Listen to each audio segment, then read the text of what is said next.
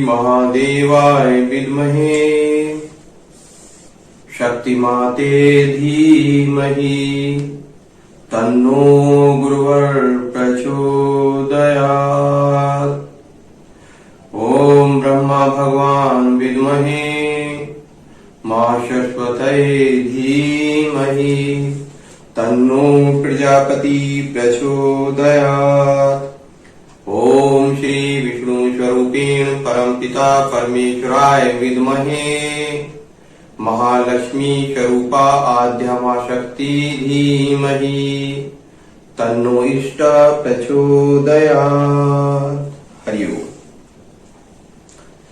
भक्तों, हम चतुर्थ स्कंद श्रीमद् भागवत महापुराण की कथा में है।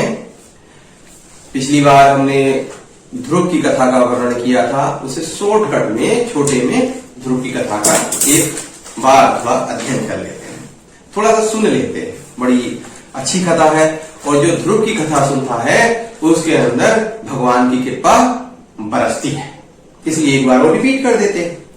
हुआ क्या कि जो अपनी महारानी शतरूपा थे, उनके पति स्वयंभू मनु थे, उनके जो थे दो पुत्र थे, प्रियव्रत और उत्तानपाद। उत्तानपाद की दो पत्नियां थी, सुनीति और सुरुचि। सुनीति के जो पुत्र था उसका नाम था उत्तम, और सुरुचि के क्षमा कीजिएगा, जो सुरुचि के पुत्र था उसका नाम था उत्तम, और सुनीति के जो पुत्र था उसका नाम था ध्रुव। अब क्या हुआ, एक दिन महाराज बैठे हुए थे। कहां बैठे हुए थे? जैसे बैठ जाते हैं भाई, परिवार हो गया, परिवार में सब बैठे हुए सिंहासन पे महाराज हैं, इधर जो है सुरुचि हैं, इधर उत्तम खेल रहे हैं। अब ध्रुव आए बाहर से, तो अपनी पिताजी की गोद में चढ़ने लगे। अब सोत रहा में ये सुरुचि ने ध्रुव को डांट दिया कि अगर तुम इस लायक नहीं हो इनकी राजा की गोद में चढ़ो, अगर इस लायक बनना है तो मेरी कोख से पैदा होते, या मेरी कोख से पैदा हो, पहले मरो उसके बाद मेरी कोख से पैदा हो, या मेरी कोख से पैदा होते। चला आया राजा की गोद में चढ़ने, इस लायक है, ऐसे डांट दिया। और भी कुछ कहा होगा। ध्रुव जी बड़े दुखी हुए, 5 साल का बच्चा दुखी होगा नहीं होगा? ध्रुव जी दुखी हुए। अब क्या हुआ, ध्रुव जी अपनी माता के पास जाते हैं, सुनीति के पास। तो सुनीति माता भगवान विष्णु की पूजा कर रही थी, ध्यान कर रही थी। उन्होंने कहा, देखो ये भगवान विष्णु हैं, ये परमपिता परमेश्वर हैं, ये बेटा कुछ करेंगे। अब महाराज ने तो आंखें मूंद ली हैं, सुरुचि की तरफ भी ध्यान है, उनके पुत्र की तरफ ध्यान है, और हमारी तरफ तो ज्यादा ध्यान नहीं देते। अब जो करेंगे वो ईश्वर करेंगे। अब ध्रुव के मन में आया, इसका मतलब भगवान विष्णु कहां मिलेंगे माता? बोले बेटा बहुत तप करने से मिलते हैं, बहुत कठिनाई से मिलते हैं। बस ध्रुव के मन में आया, कुछ भी हो मैं भगवान विष्णु के पास जाऊंगा और कहूंगा मुझे पिताजी की गोद में बैठना, इस योग्य बनाना है। और ध्रुव जी घर छोड़ के वन गमन चले गए। जब ध्रुव जी बन गए तो नारद जी, जो सतयुग का समय आने वाला था, बड़ा प्रभाव होता था, नारद जी ने देखा एक बच्चा जंगल जा रहा है, वन में जा रहा है। तो नारद जी आए, समझाया, बेटा कहां जा रहे हो? कि मैं भगवान विष्णु की पूजा करने जा रहा हूँ, परमपिता परमेश्वर की तप करने जा रहा हूँ, और कि मुझे योग्य बनाओ कि मैं पिताजी की गोद में बैठ सकूं। नारद जी ने कहा, बेटा बड़े हो जाओगे खुद ही, कि ये आप बहुत योग्य हो जाओगे, और रही बात पिताजी की, गुस्सा है, आज ना कल फिर गोद में बैठा लेंगे, ये तो कोई बड़ी बात थोड़ी है। बहुत समझाया, वो नहीं मानी। एक तो क्षत्रिय स्वभाव, जिद्दी, नहीं मुझे तो भगवान विष्णु की से अब बात ही करनी है, ऐसा किया ही क्यों?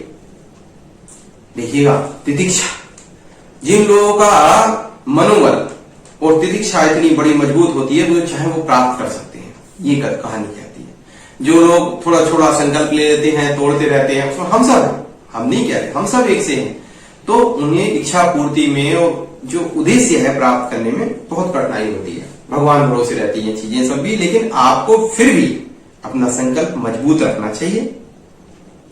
ध्रुव नहीं माने तो बोले कि अच्छा एक काम करो, बोले कि मैं प्राप्त कैसे करूं भगवान को, कोई मंत्र हो, कोई चीज हो तो बताओ। तो उन्होंने कहा कि मंत्र है ओम भगवते वासुदेवाय नमः जप करना, और ये भगवान की फोटो जो तुमने और मूर्ति घर देख के आए हो उसका ख्याल करना है। ओम भगवते वासुदेवाय नमः, पहले बोलना, फिर धीरे से, फिर सोचना, बस यही तपस्या है। ध्रुव हो गए शुरू, और तब इतना उग्र हो गया कि बारिश, गर्मी, अग्नि, किसी का कोई फर्क नहीं पड़े। पहले पत्ते खाए, फल खाए, फ्रूट खाए, रोक दिए सब। और एक समय आसे उन्होंने सांस भी रोक ली। भगवान विष्णु के पास सारे देवी देवता पहुंचे, प्रभु पूरे वातावरण की ऑक्सीजन बंद हो गई है, पशु पक्षी बेहोश होने लगे हैं, पता नहीं कौन ये छोटा सा बच्चा इतनी तपस्या कर रहा है, पता नहीं क्या है इसके मन में। भगवान बोले कुछ मन में नहीं है, बहुत प्रिय भक्त है मेरा, पहले हजारों वर्ष तपस्या कर चुका है, अब जो इसके पास जाने का मेरा समय आ गया, मैं तुरंत जाता हूं। और भगवान विष्णु माता लक्ष्मी के साथ प्रकट हो गए। अब ये देखता है कि जो मेरे हृदय में भगवान जी थे वो गायब हुए। तो विचलित करके आंख खोली तो देखे वैसे सामने, और ये ऐसे सुन्न हो गया।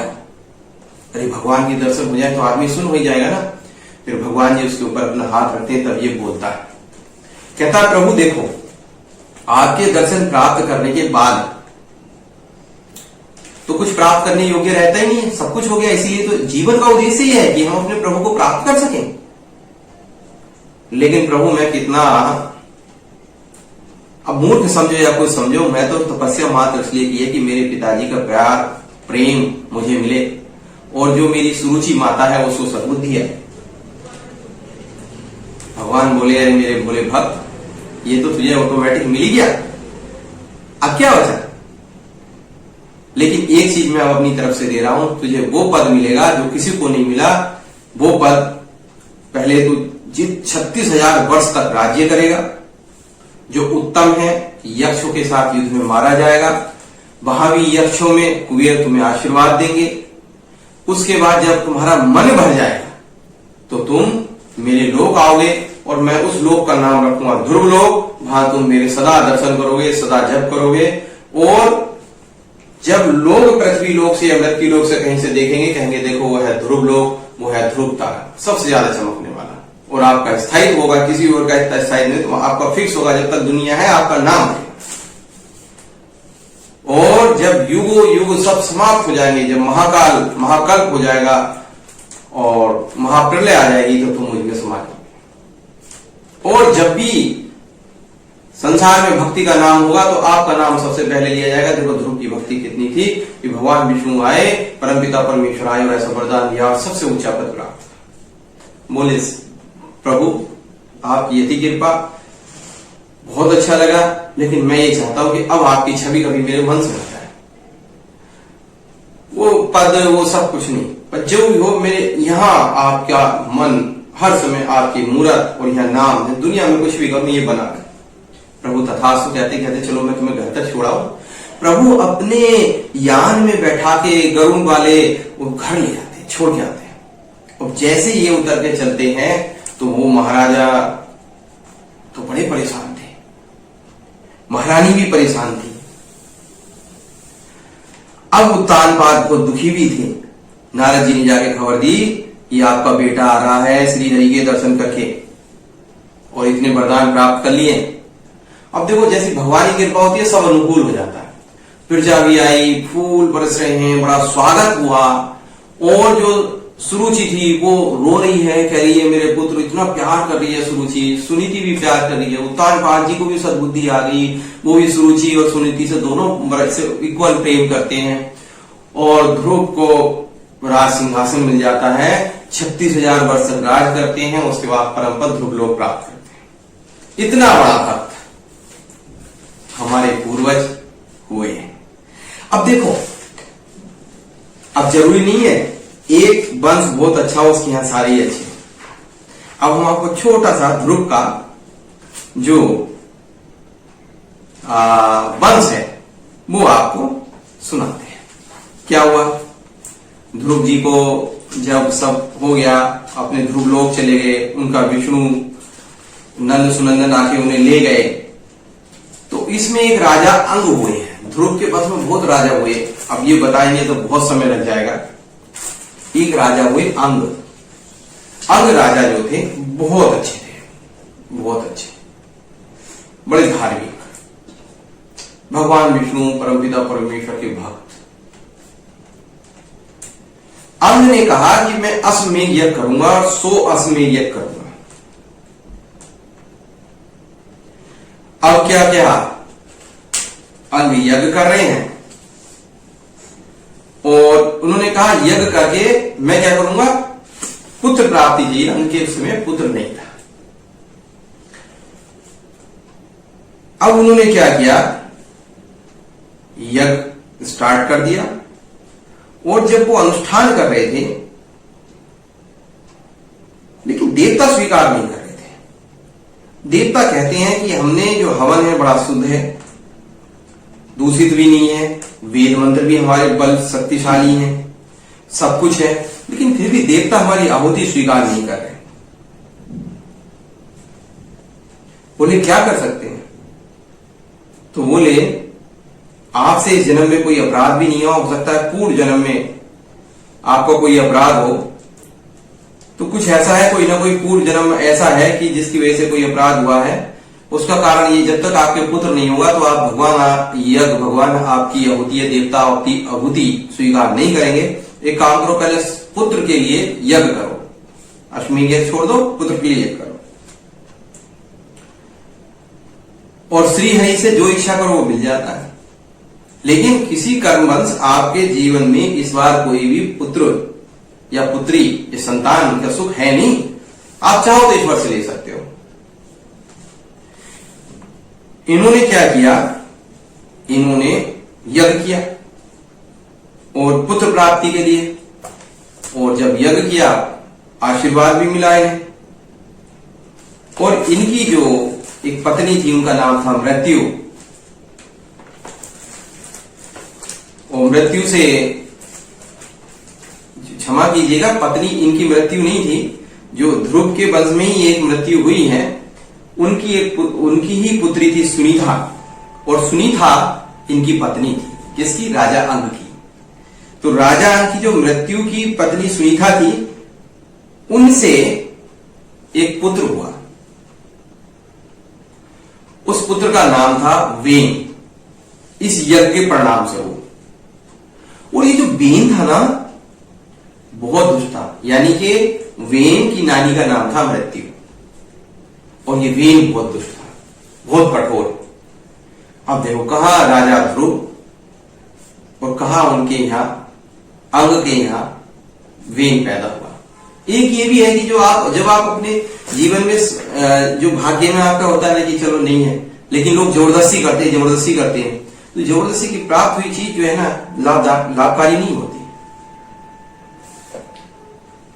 जो अंग महाराज थे इनका पुत्र वेन, ये भी बड़ा कठोर था, और इतना कठोर कि जिनके साथ खेलता था बच्चों के साथ उन्हें बाण मार देता था, उन्हें मार देता था जान से। लेकिन वही राजा था। तो जब ये बहुत ज्यादा, फिर इसके मन में ये आया कि भगवान विष्णु की पूजा नहीं, हवन वगैरह सब बंद कर दो, गुणगान होना है तो हमारा होना है, ना भगवान शंकर की पूजा होनी है, ना ब्रह्मा जी की पूजा होनी है, ना ईश्वर की पूजा नहीं, कोई नहीं, हम ही सब कुछ है, हमारी पूजा करो। ज्यादातर लोगों में आ जाता है।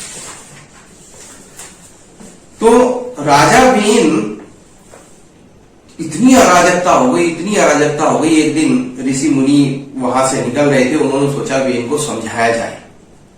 वो वेन के पास गए, बोले देखो वेन महाराजा, आप ध्रुव के वंशज हो, भगवान के जो इतने अनन्य भक्त थे, आपके अंदर तो भक्ति भरी होनी चाहिए, लेकिन आप तो बड़े दुष्टता वाले काम कर रहे हो, ये गलत है। और अच्छा आप जो भी करो, लेकिन हम लोगों को इतनी तो अनुमति दो कि हम भगवान का यज्ञ कर सकें। आप हमने हमारा यज्ञ भी बंद करवा दिया। तो उसने ब्राह्मण से कहा बकवास मत करो, होंगे पंडितों ऋषियों, ये सब तुम्हारी खाने कमाने की विधियां हैं, जब तुम जो है यज्ञ करते हो, खाना पीना करते हो अपना, ये सब बंद है। अगर गुणगान करना तो हमारा करो, जो चाहिए हम तुम्हें देंगे, और ज्यादा चपड़ क्यों करोगे तो जेल में, उससे ज्यादा करोगे गर्दन काट दी जाएगी। उन्होंने कहा यार ये तो बड़ा दुष्ट है। उन्होंने लिया जल और संकल्प किया, वेन पे फेंक के मारा, जैसे छिड़का वेन खत्म। अब ये फिर जंगल चले गए, वन चले गए। अब जब ये ऋषि वन चले गए कुछ दिनों बाद जब ये आए तो देखा बड़ी अराजकता हो गई। भी जहां राजा ना हो तो वहां अराजकता हो जाती है, राजा कमजोर हो। आपने देखा अपने यहां भी देख लो, जब कोई भी सरकार कमजोर होती है तो कितनी गुंडागर्दी बदमाशी शुरू हो जाती है। हमने तो पिछली सरकारों में देखा कि खुलेआम चोरी डकैती होती थी और लेकिन कुछ नहीं होता था किसी का। अब तो उत्तर प्रदेश में भी बहुत अच्छी सरकार आ गई, भारत में भी सरकार अच्छी है। जो इस तरह के दुष्ट लोग होते हैं उनको सजा अच्छी मिल रही है। उत्तर प्रदेश में योगी महाराज को मैं कोटि कोटि प्रणाम करता हूं। योगी जी ने कानून व्यवस्था बहुत अच्छी कर दी और जो दुष्ट लोग थे, जो हिंदू धर्म था उसका तो खत्म ही होने जा रहा था।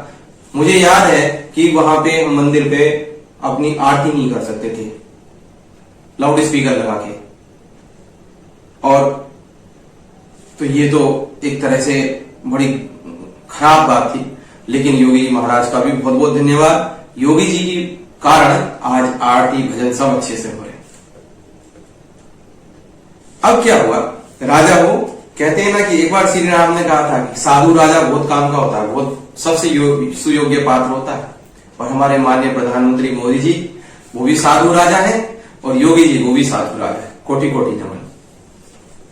अब क्या हुआ, राजा विहीन, तो उन्होंने कहा कि भाई क्या करा जाए। तो जो उसकी सुनीति थी ना,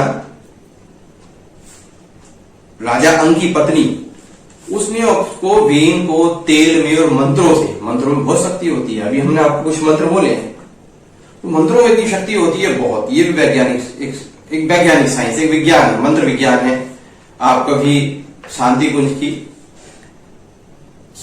श्री राम आचार्य जी की पुस्तक पढ़िएगा, गायत्री महाविज्ञान, तो आपको पता चलेगा कितना मंत्र शक्ति होती है। उसी मंत्र शक्ति के आधार पर शरीर को बचा रखा था। अब इन्होंने क्या किया, बोले लाओ, साइंस पहले भी बहुत डेवलप थी। उन्होंने उसकी जहाज को मथा और मथ के जो एक पुरुष पैदा हुआ, बड़ा काला कलूटा छोटा सा था, उसे बोले जा बैठ जा, उसे हटा दिया, राजा योग्य नहीं है। फिर बहाव को मथा तो उनसे थोड़ा सुंदर, एक भाव से एक सुंदर पुरुष, एक भाव से सुंदर स्त्री अर्ची हुई। और एक भाव से जो पुरुष पैदा हुआ बड़ा सुंदर था, बड़ा अच्छा था, उसका नाम पृथु रखा।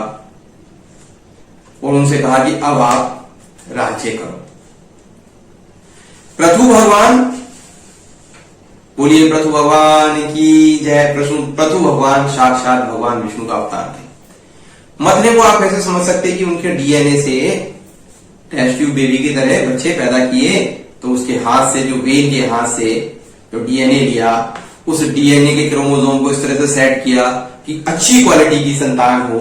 तो वो उस समय था, आज भी वो विज्ञान आने लगा है और इन फ्यूचर आएगा जेनेटिक साइंस में कि आप जिस तरह के, जिस क्वालिटी के पुत्र पुत्री चाहते हो वैसे ही आपके आ जाएंगे।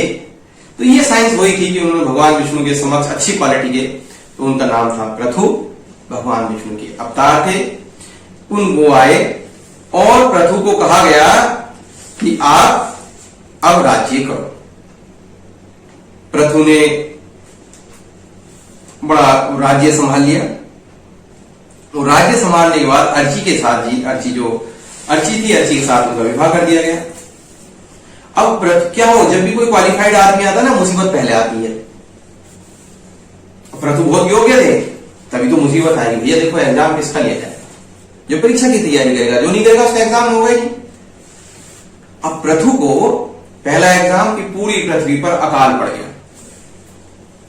पृथ्वी ने सारे जितने भी पौधे थे सबके बीज, औषधियों के, अन्न के अपने अंदर समा लिए और उसका कोई भी उन्होंने ऊपर देना बंद कर दिया। भू बंजर भूमि। पृथु ने क्या किया, पृथ्वी पर क्रोध किया और उन्होंने अपने तपोबल से, जो पृथ्वी की शक्ति है, वो माता के रूप में प्रकट हुई, गौ के रूप में। बोली कि महाराज पृथु, आप मुझ पे आप शक्ति ना दिखाओ, आप नाराज ना हो, आप भगवान विष्णु के अवतार हैं, लेकिन आपके पूर्वज इतने दुष्ट हुए हैं, उन्होंने दुरुपयोग शुरू कर दिया था मेरी औषधियों का, मेरे अन्न का, इसलिए मैंने वो सब अपने घर में संभाली। अब वो यूजलेस हो गए हैं। अब आप एक काम करो, अब आप इस पे मेहनत करो, आप हल चलाओ। तो पृथु ने क्या करा, उस समय जो ऊंचे पहाड़ थे उनको काट के समतल जमीन बनाई, और ये कहा जाता है पूरी पृथ्वी पर उन्होंने अपने रथ के पहियों से हल चलाया। तालाब की जगह समुद्र बने। उस समय के लोग बहुत बड़े होते थे, आप देखो सतयुग के लोग तो बहुत बड़े होते थे, उसके बाद जो त्रेता के लोग उससे छोटे होते थे, है ना, कलयुग के उससे भी छोटे होते हैं, द्वापर के उससे भी छोटे थे। द्वापर किससे थे? सतयुग से द्वापर के छोटे थे। इस तरह से युग युगांतर में लोग धीरे धीरे छोटे होते चले गए, दुष्टता ही बढ़ती चली गई। खैर, और पृथु ने मजबूर कर दिया कि पृथ्वी पे अन्न और ओसियां पैदा हो। इसलिए भगवान पृथु को बहुत पूजा जाता है कि उन्होंने जो खेती की प्रथा थी वो शुरू की। और पृथ्वी एक महाराज थे जिन्होंने गांव बसाए सिस्टमेटिक ढंग से। पहले तो सब इधर उधर जा रहे हैं, राजा के पास वाली प्रजा हो गई, सब जहां तहां रहे, शहर बसाए सिस्टमेटिक ढंग से। यहां से कल्चर शुरू हुई, भगवान पृथु से कल्चर शुरू हुई आर्य, जिसे अब आर्य लोग जाके आर्य समाज के रूप में मानते थे, आर्य बने थे।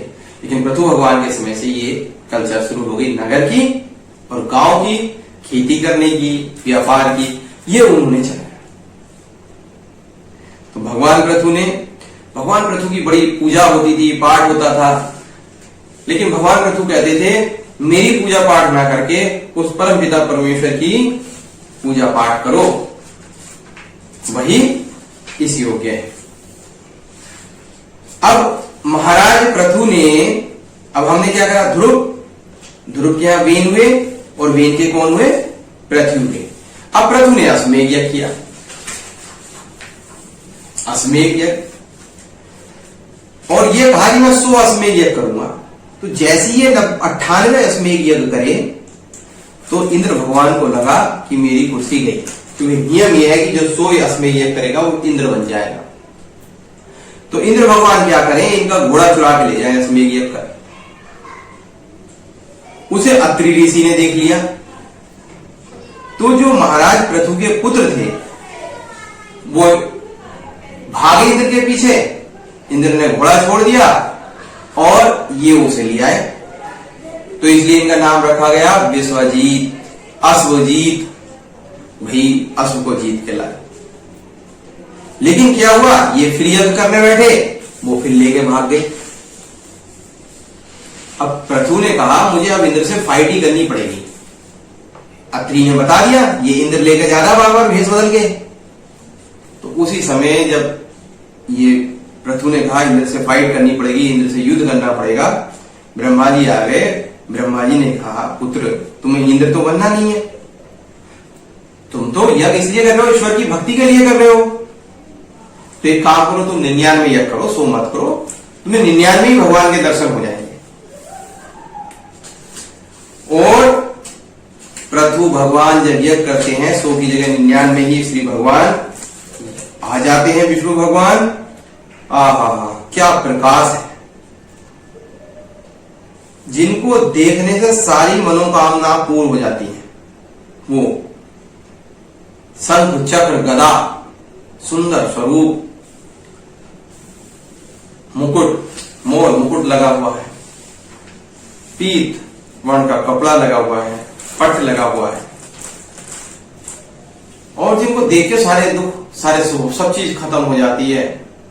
आशीर्वाद मुद्रा में वो आते हैं। पृथु कहते हैं मोक्षपति प्रभु, वर देने वाले, ब्रह्मादि देवताओं को भी अब आप वर देने में समर्थ हैं। कोई भी बुद्धिमान पुरुष आपसे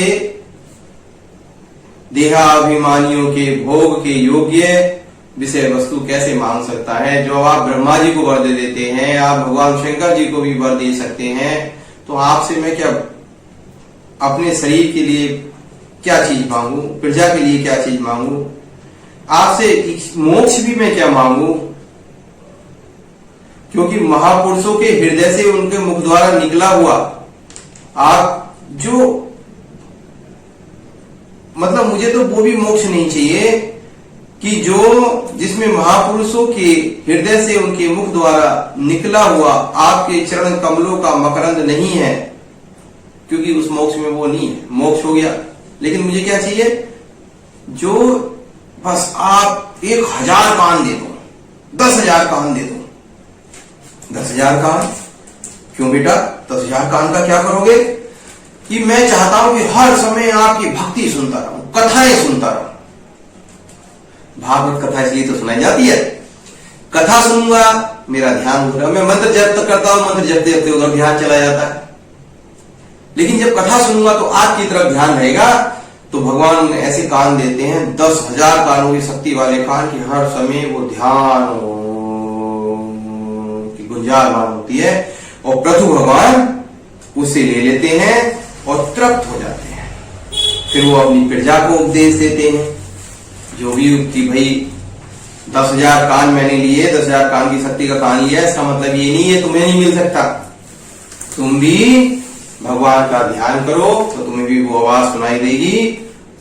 उसको कहते हैं भजन। कान में आप ऐसे उंगली डालो, वो जो अंदर ऊंचे पे सुनोगे वो साउंड सुनाई देगी शरीर की, धीरे धीरे उसको सुनोगे तो लगता है भजन। और उनको सिखाते हैं, उनको बताते हैं कि भाई हमें ऐसे रहना चाहिए। ये सब चीज प्रभु भगवान अपनी प्रजा को देते हैं। फिर महाराज प्रभु को संकादिक ऋषि आते हैं, वो उपदेश देते हैं कि भाई तुमने बहुत अच्छा किया, अब तुम भगवान विष्णु के दर्शन तुम्हें हो गए हैं, तो तुम आगे जाके क्या करो, तुम एक काम करो, अब ये शरीर वरीर का और ये सब छोड़ो और अपने भगवान विष्णु लोक पधारने की तैयारी करो, ध्यान करो। ठीक है। इस तरह से भगवान प्रभु जो है क्या करते हैं, वन चले जाते हैं, अपना सब कुछ बच्चों को देके छोड़ के। क्या किया उन्होंने, ये हम आपको सुनाते, राजा प्रथु की तपस्या परलोक गमन, यह अध्याय आता है। मैत्री जी कहते हैं, इस प्रकार महामनस्वी प्रजापति प्रथु के स्वमेव अन्नादि तथा पूर्व ग्रामादि सर्व की व्यवस्था करके स्थावर जंगम सभी की आजीविका का सुविधा कर दिया तथा साधु जनोचित धर्मों का खूब पालन किया। अर्थात उन्होंने सारी व्यवस्था सेटिंग कर दी, साधुओं की व्यवस्था कर दी कि ये साधु हैं, ये ध्यान भजन करेंगे, इनकी सैलरी फिक्स हो गई। किसान है, ये इनका है, अगर कहीं आंधी तूफान या कुछ आया तो इनकी व्यवस्था, खाने की व्यवस्था खत्म नहीं हुई, इनको यहाँ से सैलरी फिट हो गई। सब कुछ उन्होंने सिस्टम कर दिया, अपने बच्चों का सिस्टम कर दिया। सब करने के बाद उन्होंने कहा अब मैं बन जाऊंगा। प्रजा रोने लगी पीछे, भाई जब प्रजा का किसी प्रेम से अगर किसी का लालन पोषण पर दुख होता है ना उसको जाते हुए, सब जाने लगे। नहीं, वो चले गए, सबको छोड़ के कंद मूल फल खाए, फिर पत्ते खाए, वो फिर ध्यान में बैठ गए। 10,000 कान वाली बात हुई, ध्यान तो उनको आती था, भगवान का ध्यान जप किया। और जप करते करते वो प्रथु भगवान के साथ उनकी पत्नी अर्ची भी गई थी। जब प्रथु भगवान ईश्वर में समा गए तो अर्ची माता भी उन्हीं के साथ साथ उनकी आत्मा में समा गई। क्योंकि देखो बाइबल में भी कहा गया है कि एक पुरुष और एक स्त्री को पुरुष की पसली से बनाया गया, और हमारे भी कहा गया है स्त्री और पुरुष एक दूसरे का हिस्सा है, एक आत्मा के दो स्वरूप हैं। इसी तरह से अर्ची माता भी उनके साथ चली गई।